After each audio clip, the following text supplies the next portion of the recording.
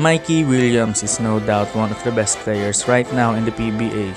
Pero ngayon ay meron siyang issue against his own team na umaalingas-ngas ngayon sa Philippine basketball community.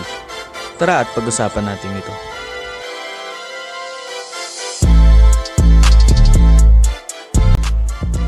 Si Mikey Williams ang 4th overall pick ng TNT noong 2021 PBA draft behind Joshua Monson, Jamie Malonzo and Calvin Oftana. Sa draft pick na yon ay siya ang tinaguri ang Rookie of the Year at nasama pa sa PBA First Medical Team. Kasabay rin nito ay ang pagkapanalo rin niya ng unang kampyonato noong 2021 PBA Philippine Cup kung saan siya ang naging Finals MVP. 2023, same scenario where they became PBA Governors Cup champion and, once again, Mikey Williams was named as the Finals MVP. Pero after ng 2023 season ay bigla na lang nagkaroon ng aberya ang TNT kay Mikey.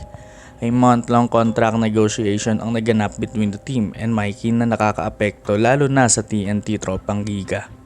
Ayon sa kumakalat na issue ay nanghihingi ito ng salary worth 2.4 million pesos, a salary worth for PBA imports. Ayon sa isang article ng ESPN, humirma last year na contract si Mikey Williams ng 3-year contract at may renegotiation option after ng unang taon.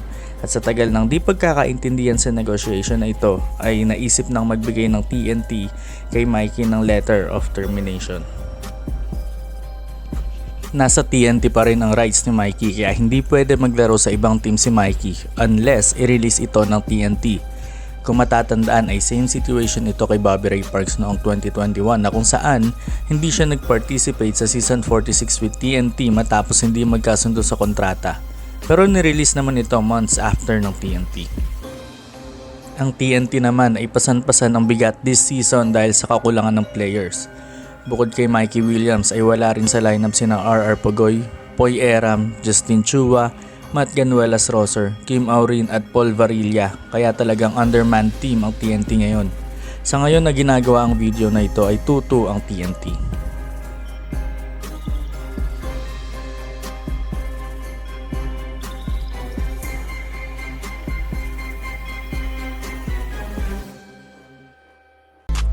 Rookie of the Year, Medical Team, Scoring Champion, 2-time PBA Champion, and 2 times Finals MVP.